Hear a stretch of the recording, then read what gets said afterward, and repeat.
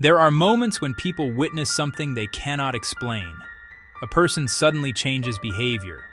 They speak differently. They feel a presence they cannot see. And the question arises, is this possession?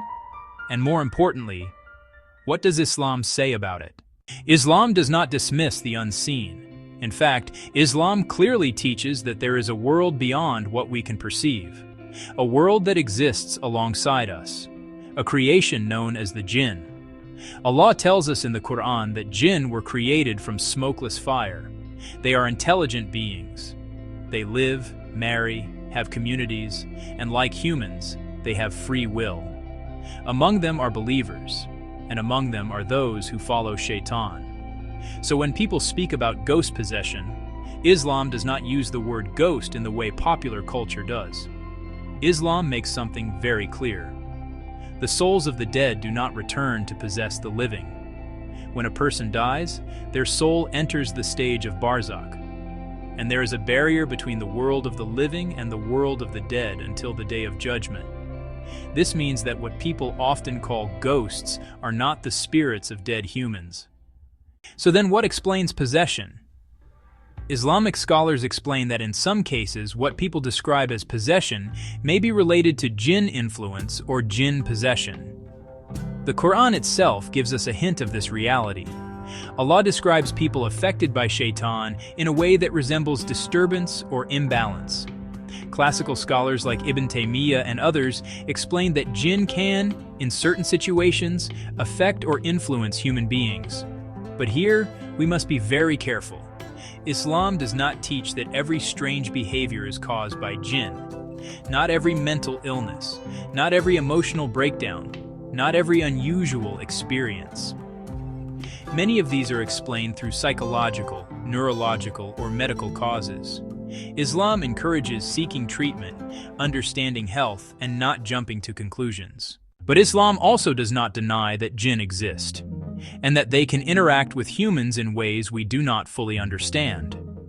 There are cases reported throughout Islamic history where individuals experienced what scholars described as jinn influence. This influence can range from whispers and thoughts to, in rare cases, stronger forms of disturbance. But it is important to understand something deeply. Jinn do not have unlimited power over humans. Allah has made it clear that shaitan and the jinn cannot control a believer who is connected to Allah. Their influence is strongest when a person is spiritually weak, distant from remembrance, or engaged in harmful actions. The Prophet Muhammad, peace be upon him, taught that shaitan flows through the human being like blood, meaning that his influence is subtle, psychological, and continuous. But at the same time, the Prophet, peace be upon him, also taught us how to protect ourselves. Through dhikr, the remembrance of Allah, through the recitation of the Quran, through specific verses like Ayat al-Kursi, through Surah al-Falaq and Surah an-Nas. These are not just words. They are protections, spiritual shields.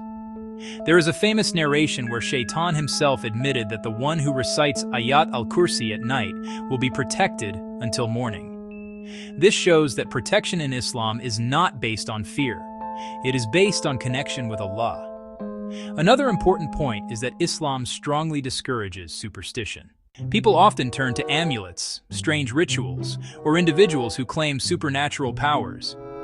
These practices can lead people away from true reliance on Allah. The correct approach in Islam is clear. If a person is experiencing distress, they should first seek medical and psychological help.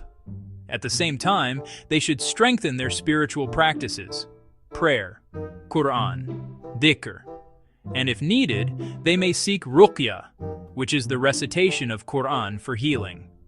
But this should be done in accordance with authentic Islamic teachings, not through questionable practices. Now let us return to the main question. What is ghost possession in Islam? Islam does not recognize ghost possession as the spirit of a dead person entering a living body. Instead, what may appear as possession can sometimes be explained as jinn influence, or in many cases, entirely psychological or medical conditions, Islam provides a balanced view. It acknowledges the unseen, but it also encourages knowledge, reason, and responsibility. And most importantly, Islam teaches that a believer is not helpless. A person who remembers Allah, who keeps their connection strong, who lives with sincerity and faith, is under the protection of Allah. And there is no protection greater than that. So instead of living in fear of the unseen, Islam teaches us to live in awareness of Allah. Because the one who is close to Allah does not need to fear what they cannot see. And the greatest protection is not in objects or rituals. It is in a heart that is connected to its Creator. May Allah protect us from all harm, seen and unseen, and grant us strength in faith and clarity in understanding.